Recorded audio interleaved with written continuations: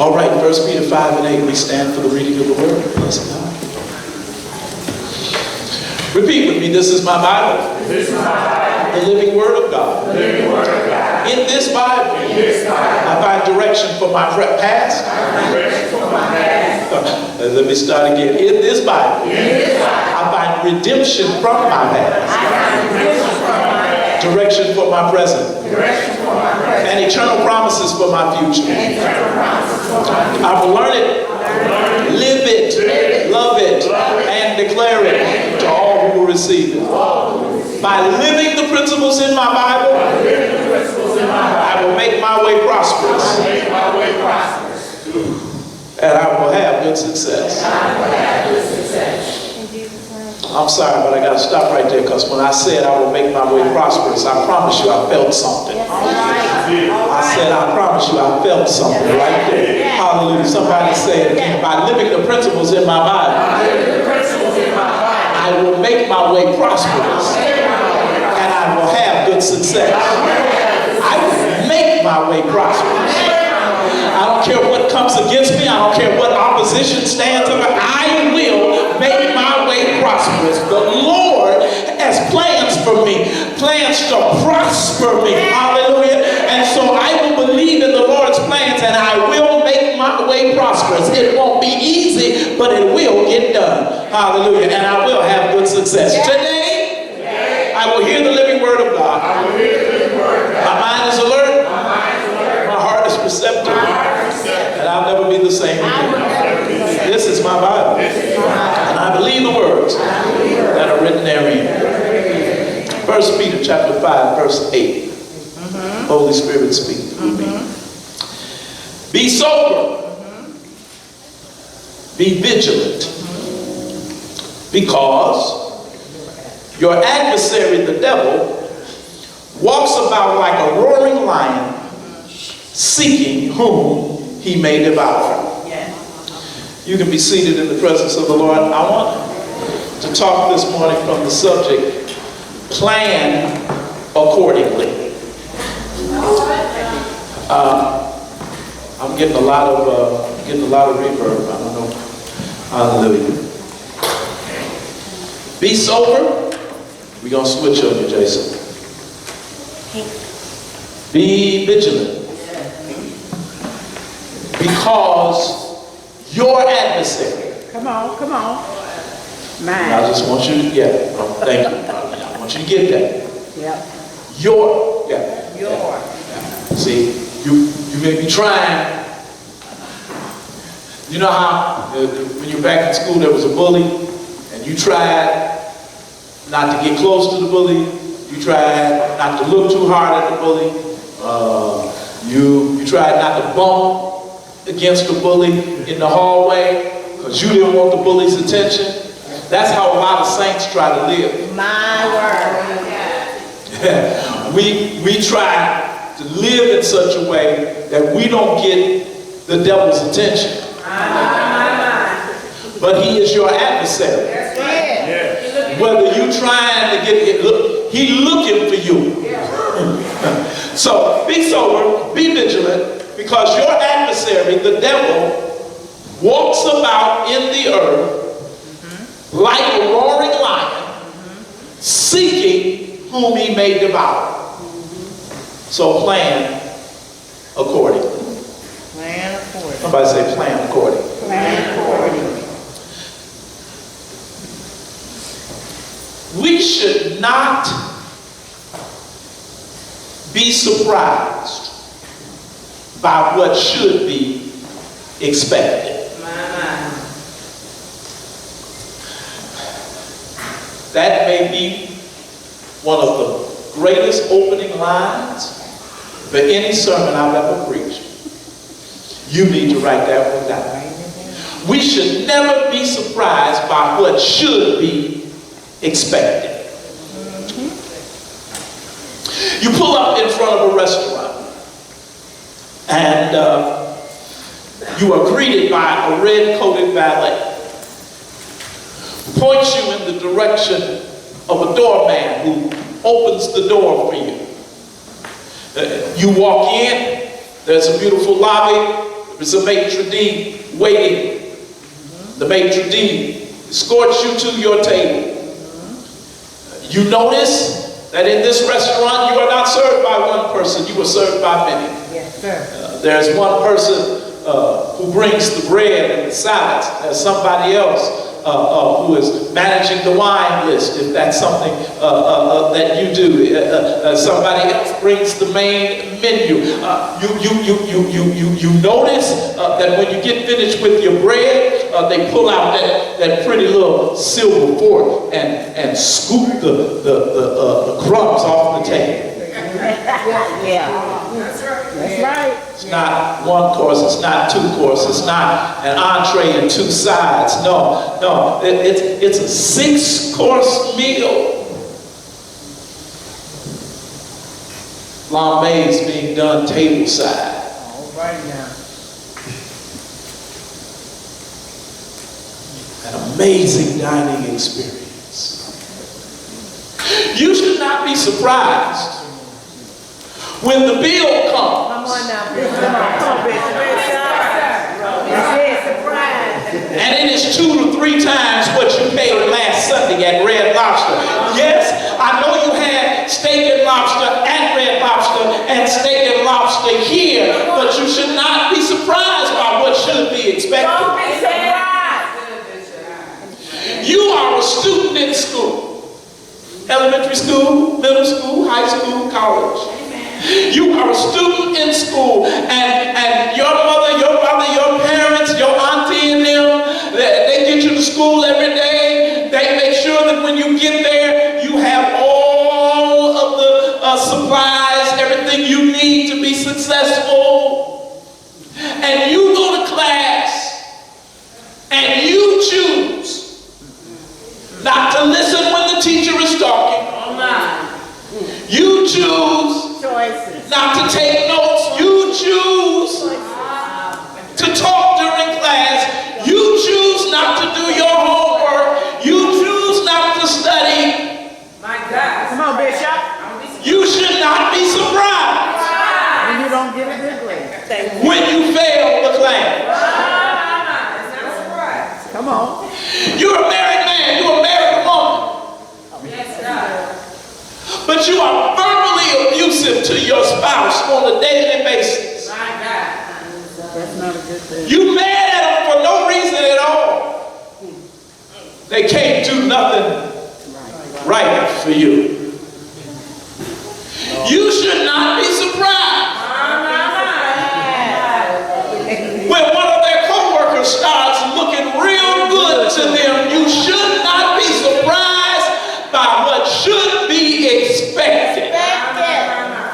Yeah, I could go on, but I won't. That's a word, Bishop. My point here is that we have a tendency to do things and then act surprised at the outcomes. That's it. They do. We consistently take negative actions and then are shocked by the destructive consequences. I do. We should not be surprised by what should be expected. As I said, I could go on like this ad infinitum. I could keep listing areas in all of our lives where we lack self-control over things that are in our control, and then watch those things spiral out of control. But that would have everybody feeling some kind of way. That's not the message I want to preach. That's not the sermon I have for you today. You see, in these next 15 minutes, there are 2 things that happen to you in life. Only 2. I'm going to let that sit there for a minute so that everybody that likes to argue with me in their head while I'm preaching can go ahead and launch your argument. And I'm going to say it again. There are 2 things that happen to you in life. Only 2. Somebody sitting there saying, you tripping out. Every day there's a multiplicity of things that happen. No, 2 things. Come on. 2. 1, 2. Things that are in your control and things that are out of your control. Those are the only two things that happen to you. Everything that happens to you is either something that is, In your control. see, I got help now, or something that is. Out of your control. Today, I'm not going to talk to you about things that you can't control. Be perfectly honest, I get tired of talking to people about things that they can't control. Because some of you just ain't going to control it. Today, I don't feel like tiring myself out and worrying you about it. Today, I want to talk about things that you can't control. Because, listen, some of us, Pastor Kelly, some of us have this need to be in control all of the time. Hallelujah. Don't laugh at yourself too tough. Some of us have this need to be in control all the time, but the reality is that most of the time, you're not. I know. You want to control your environment, you want to control your family, you want to control your mate, you want to control your boss, you want to control your co-workers, you want to control the other people who are riding on the road so that nobody gets in your way. You want to control, but all of those things are not in your control. Can I just spend a little time talking about some things that are not in your control? Some of you will beg to differ with me on this, but let me state my case for a moment. Your health really is not in your control. Now, listen, I'm not saying that you can't do some things to help manage your health, and you should. That's right. Hallelujah.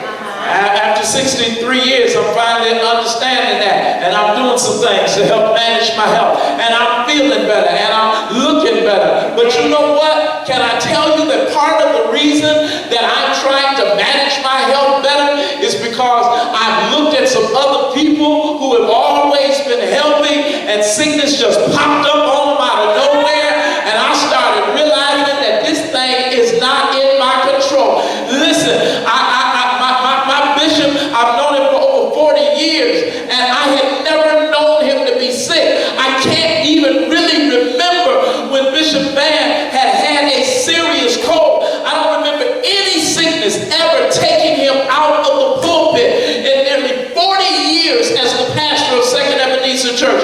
In fact, one of the things that I remember him saying to us at one of our KACF pastors' meeting is the fact that one of the reasons that Second Ebenezer had been so successful is because he had been able to mount that pulpit Sunday after Sunday after Sunday after Sunday for nearly 40 years. And then all of a sudden, out of nowhere, the enemy hit his body with something that nobody saw coming, nobody expected, because you can't control your health.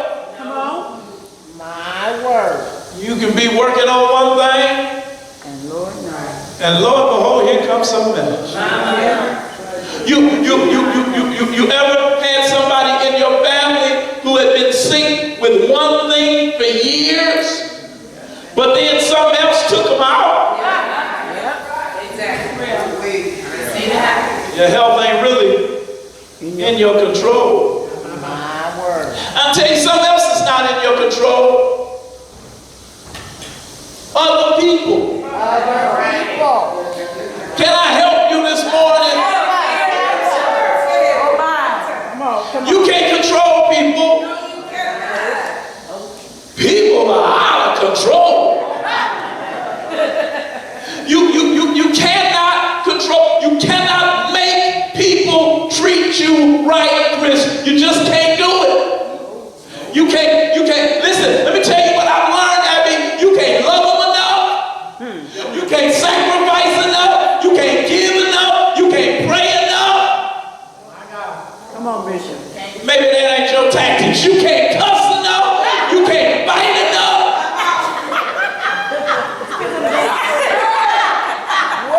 Don't act like y'all always praying. But when you get finished on the left or the right, you still find you can't control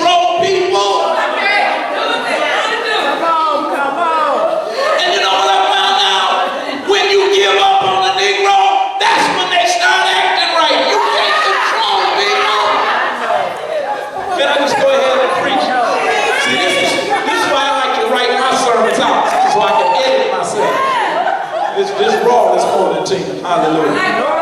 You can't control people. It's out of your control. And let me have a preacher moment. And you cannot control the changing vicissitudes of life. In other words, you can't do nothing about stuff because stuff happens. It just happens. You go on the lawn, Pastor Kelly, as I said to you this week, and I know I was a little over the top, but I was having a moment. But you go on the lawn, everything seems like it's falling in place, everything wonderful, and then right in the middle of your wonderfulness, here comes some foolishness that you just can't understand. You can't control life.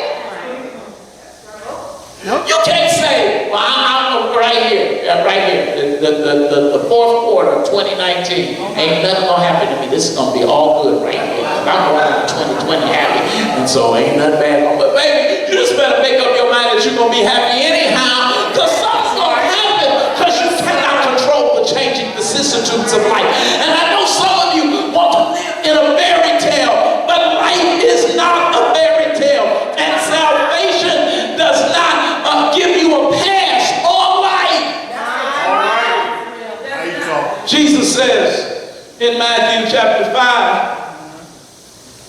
that his Father makes his sun rise on the evil and on the good, and sends rain on the just and the unjust. Stuff is not happening to you because God is angry with you. Stuff is not happening to you because God is punishing you. And yes, God is aware that there is stuff that he could be punishing you for. But that's not how God works. God is not angry with you. Stuff happens because that's life. Come on. Which means if the only reason you're trying to do good stuff is so bad stuff can stop happening to you, you're going to be disappointed, because after all your good stuff, there's still going to be some bad stuff happening to you. And you got to learn how to give your God praise anyhow.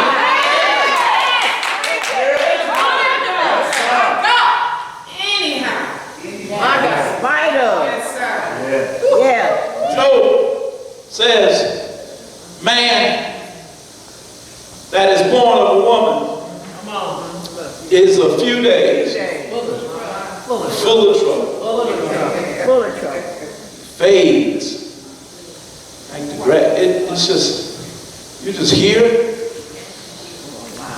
and you just deal with what come up. You can be a sinner.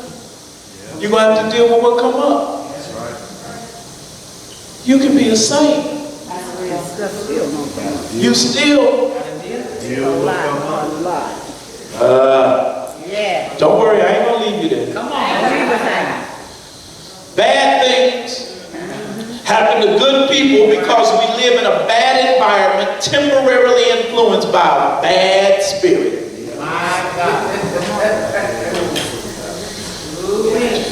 Jesus calls Satan the prince of this world.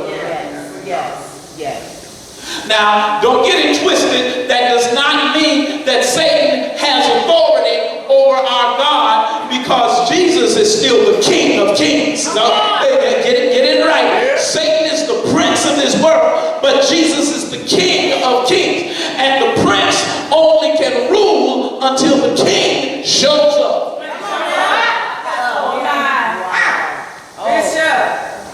But it's clear throughout Scripture that the prince of this world has contaminated the minds of men. That the prince of this world is your adversary. He is your sworn enemy. He hates you. That's why Ms. Washington said the feeling is mutual, and it should be. See, I have a problem understanding Christians who still be trying to hang out with him. He hates you. He don't like you. I said I wasn't preaching that kind of message, so I'm going to move on, Chris. Jesus called Satan the prince of this world. How? Somebody's all messed up in the head on that. So, Satan has authority in this world? I wouldn't call it authority.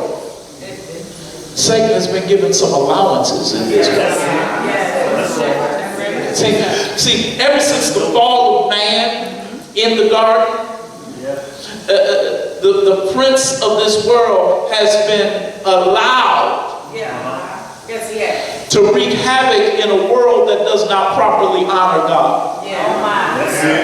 Please understand that what happened in the garden when Adam ate of the forbidden fruit was that Adam made a choice. Adam chose Satan over God. And because man is the only created being that God created with free will, God refuses to overrule your free will. And so since man chose Satan, God said that I'm going to allow Satan for a season to be the prince of this world. But Satan himself knows that he's not in control. And he shows you that in the book of Job. When he sees somebody, after going up and down and to and fro in the world, he sees somebody that he wants to mess with. He sees a man who is good and who is righteous. He sees a man who is being blessed by God because of his faithfulness, and Satan says, I want him. But before I can get to him, I got to get permission from God. Because I'm the prince, but I'm not the king. So the Bible says in the first chapter of Job, oh God, that when the sons of God came to present themselves, Satan was in the midst. We should never be surprised by what should be expected. Somebody, that just went over somebody's head. Let me try it again. The Bible says that when the sons of God came to present themselves, Satan was in the midst. We should never be surprised by what should be expected. We should never be surprised when Satan shows up in the church. It should be expected. Oh God, that from time to time, Pastor Faulkner, he is going to rear his ugly head. It should be expected that when miracle signs and wonders are taking place, the devil tries to throw a monkey wrench in it. It should be expected that when the man of God gives a word about prosperity, and Sunday after Sunday testimonies begin falling, that people are prospering, that they're getting jobs, that they're getting raises, that checks are coming in the mail. It should be expected that somehow or another the devil will show up to try to distract you. You should not be surprised by what should be expected. Yes, Lord. Absolutely. Thank you, Lord. I'm just about done.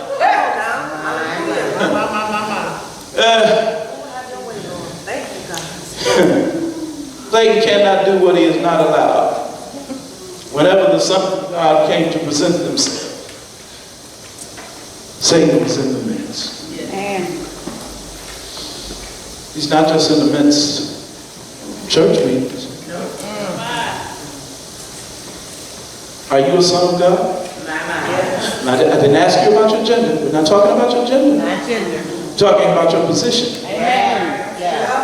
Beloved, now are we the sons of God. Yeah.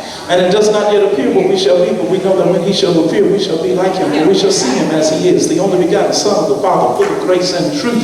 Are you a son of God? Yes. Then whenever the sons of God come to present themselves,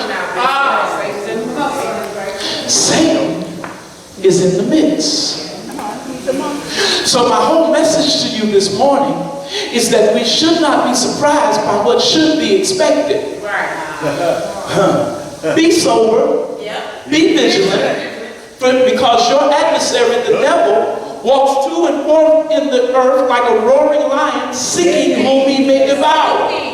You need to expect that rascal to show up in your life. My God. Let me try it again, because I can tell that's news to some of you. Don't be surprised when the devil shows up. Whenever the sons of God come to present themselves, he's in the midst. We should not be surprised at what should be expected. We need to plan accordingly. What do you mean, Bishop?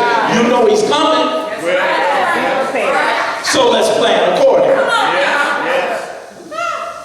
So, What we doing? y'all know God is doing an amazing thing for Pastor Kelly and I. Hallelujah. It's the 14th this week. Yes. Hallelujah. Thursday, we will go Yes, sir. and we will have. Yes, sir. Yes, sir. Hallelujah. I ain't got it in my hand, but I done counted it already. Yes. Hallelujah. I got it. I just ain't got it in my hand. Hallelujah. We will go and we will give, amen, the second portion of that $10,000. Amen.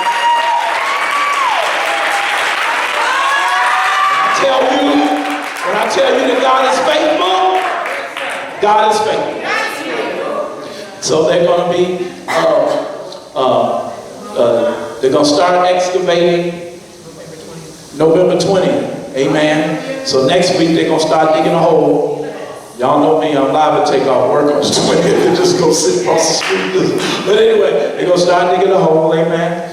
Hallelujah. God is doing what God is doing, which means that we got to do stuff on our end. So, you know, we got to get the house ready to show, because we got to sell that bad boy. Hallelujah.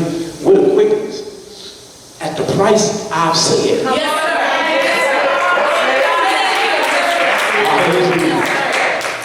So, we've been there for 10 years. When we moved in, I bought 20 years worth of junk. And we've been there for 10. That's 30 years worth of stuff. This week, I have, not us, I have taken 6, Trey? Was it 6 the first time? 6 bags of clothes to Salvation Army?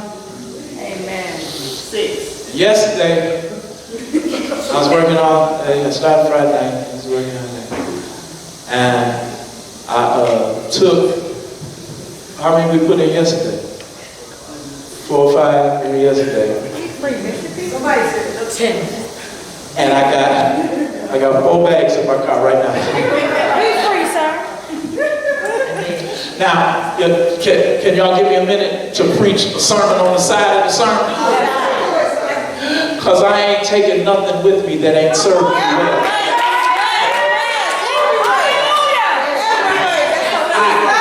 I texted my wife and said, why am I so emotional over this? And I was laughing at myself. The suit that I was consecrated in 18 years ago, 2001, I was consecrated as a bishop. Yeah.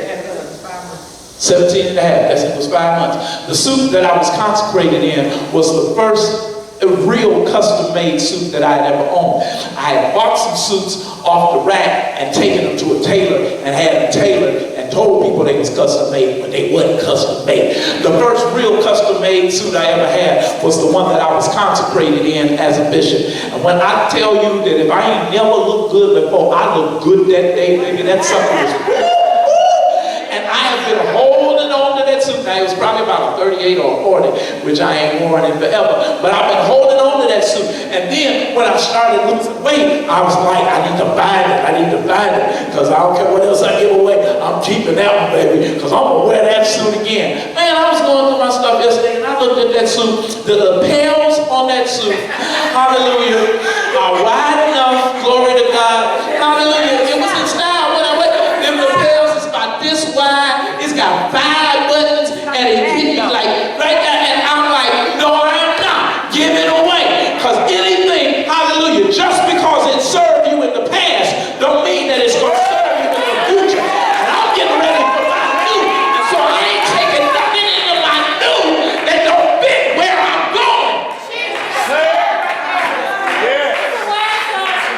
Get back to this. My whole point is that I ain't had time to study this word. I just broke another preacher rule. You never tell people that. But I'm so glad that I started actually studying the Bible when I was a teenager. Come on now. Because I'm actually at a point where I can lay down and put my points together in my sleep. Yeah. I woke up this morning because I was going to finish off work I was doing. Then I went and bought me a new shredder, and I was in the office shredding stuff because I ain't taking all that stuff either. I'm taking all the books, but I ain't taking the rest of that stuff. You know, I ain't taking it. And so I literally went to sleep. I went to sleep with paper in my hand, slid over the shredder. I'm like, go to bed, boy.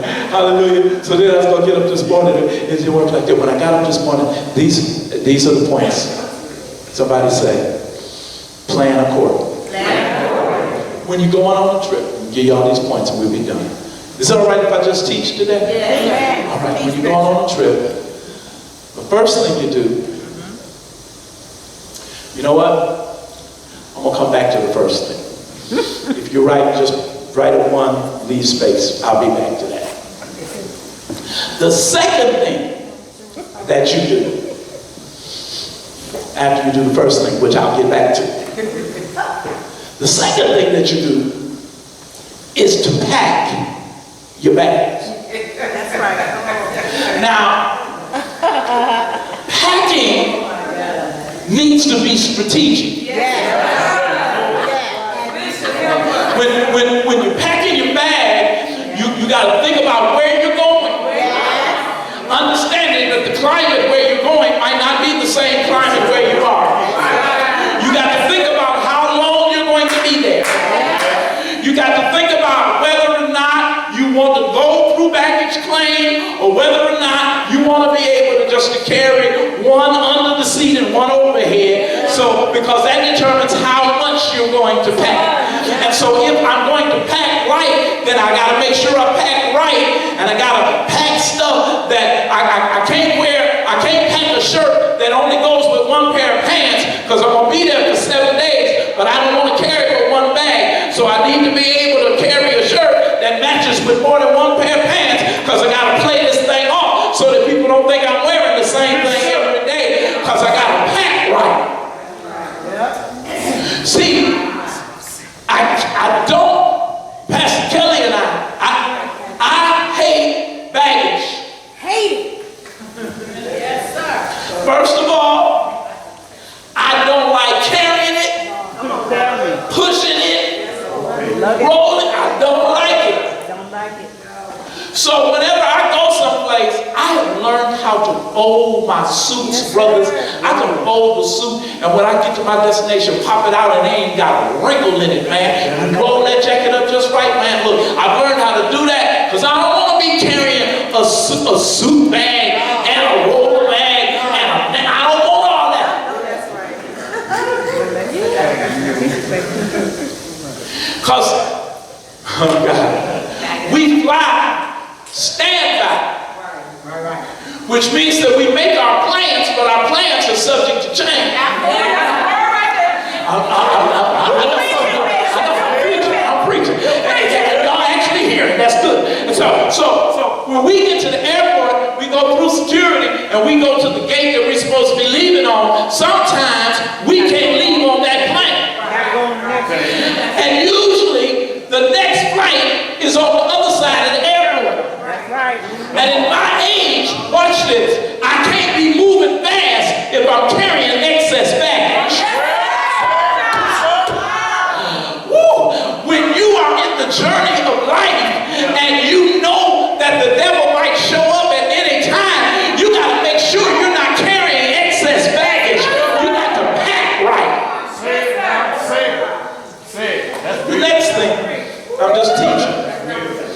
Yeah. Now, this is going to come up again someplace. I'm going to preach this thing because I feel it. After you get finished packing, the next thing is you got to make sure you got your ID. You don't want to leave home without proper identification because you can't get past security unless you can identify yourself. See, that's why you can't be an undercover Christian.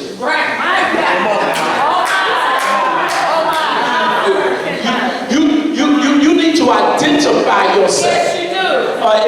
Am I still in the spirit? Is it still all right? You got to be able to say, I am unapologetically Christian. That's who I am. I am a child of the Most High God. I am redeemed by the blood of the Lamb. That's who I am. That's my identity. Yeah, my name is James. Hallelujah. And I happen to be an African American man, but my identity, I am a child of God. I gotta pack right, and I gotta know my identity and make sure I carry it with me at all times. Yeah.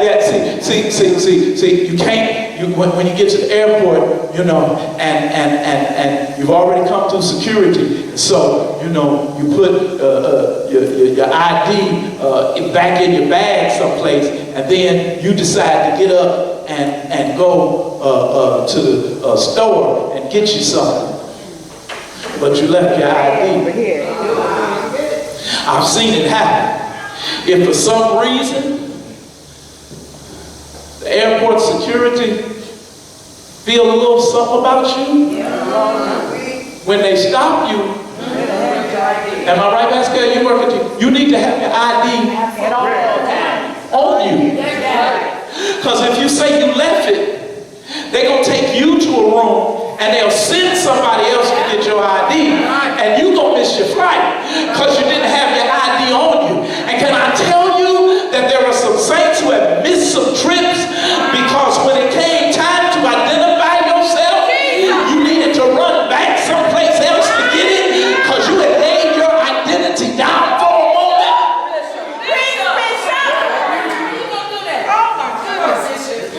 You got to do that first thing that I'll get back to. You got to pack right. You got to make sure you got your ID. Yes, sir. And you got to leave on time. And the reason you got to leave on time is because you can't get to the airport late. You got to make sure, hallelujah, that you're not delaying when you should be moving. My subject is plan accordingly. Yeah. You know the enemy gonna show up. Yeah. Right. We need enough time. Yeah. No delay. We have never run into traffic on our way to the airport when we left early.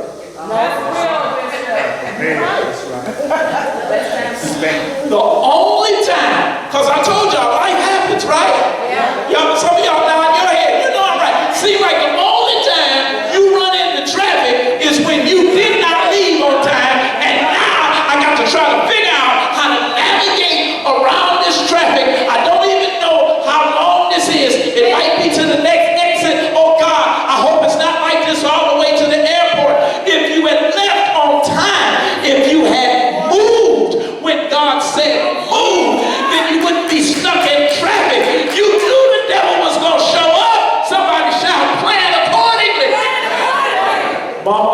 just listing my point. Wow. Hallelujah. I like this sometimes. That's just, so, number one. Number two, Act right. act right. Number three, Act number four, right. Leave on time. leave on time. Number five, Come on. you gotta check in. Yes. Yes, sir. Yes, you do. When you get to the airport, you gotta check in. Pastor Kelly has taught me, we always check in early. We check in, because you know Pastor Kelly got this thing about us flying at 6 o'clock in the morning. Ain't that right? That's an trade. You leaving the house at 5:30 in the morning, getting on 5:18. That's too late. See, that's how she thinks. So she be saying stuff like, well, I'm just going to stay up all night. I want to go to sleep. Praise God. But sometimes by the time I wake up, Pastor Kelly's already checked us in. Yes. That's right. Because even if you do everything else, if you don't check in, you ain't getting on that flight. It's so true. And they're going to tell you a seat. Come on now. So I'm like, Holy Ghost, and wait a minute, and they're going to sell your seat. You're absolutely right. So I'm like, Holy Ghost, all of a sudden my analogy just fell apart. Holy Ghost said, no, it didn't. I said, oh, I got it.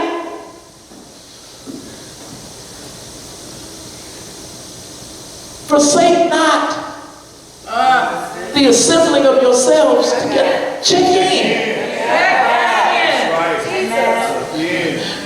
Make sure, whenever Bishop start Bible study again, make sure you check in. On Sunday morning, if you ain't working or sick, check in.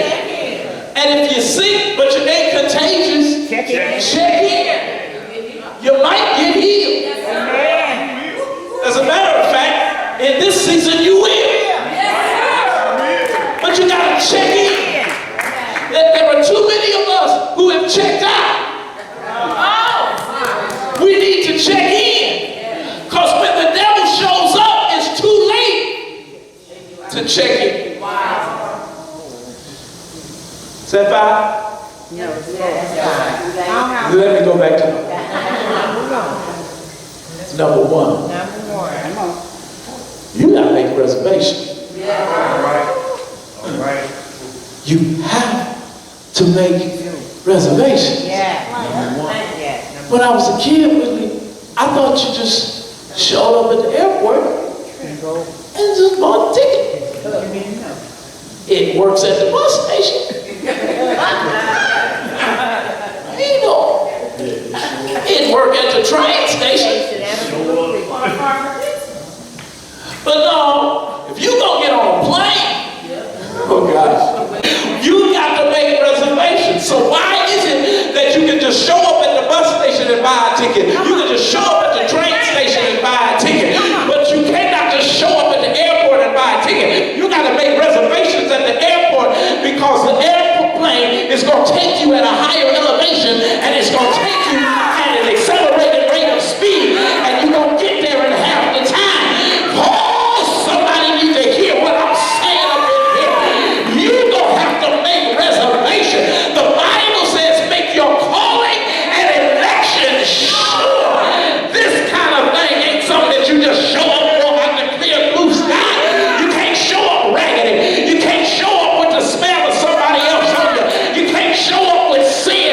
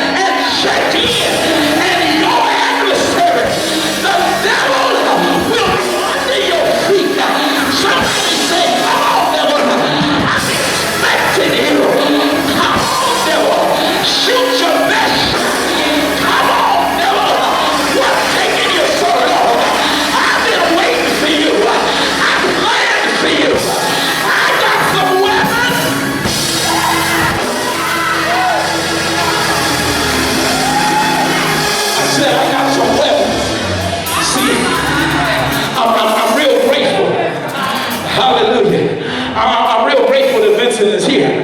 But see, Vincent gonna create problems for me because I'm in teaching mode and he done switched over to the organ. Now he got me feeling like I want to preach. Don't leave me now. I said I got some weapons. Remember when I told you you got to pack right? Well, if you pack right, then when the devil shows up, you can reach in your bag and everything you need is in your bag. There is nothing worse than getting to the hotel, pulling out your little bag, laying all of your toiletries aside, and realizing that you left something at home.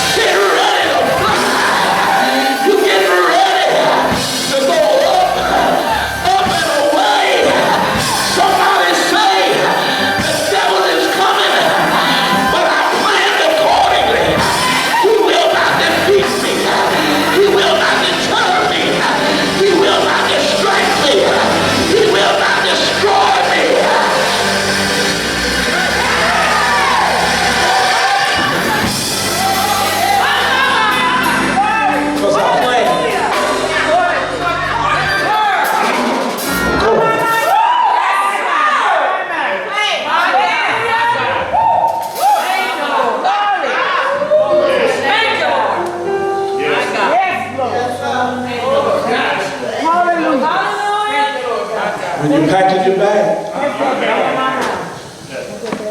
make sure no matter what else you pack, you pack this. Lord, I'm with you always. Even. No matter what else comes up against you. If nothing else works, that'll work. Yes, Lord. Pull that out, Lord. I want you. Why does that always work? Because if he's with you, he's more than the world against you.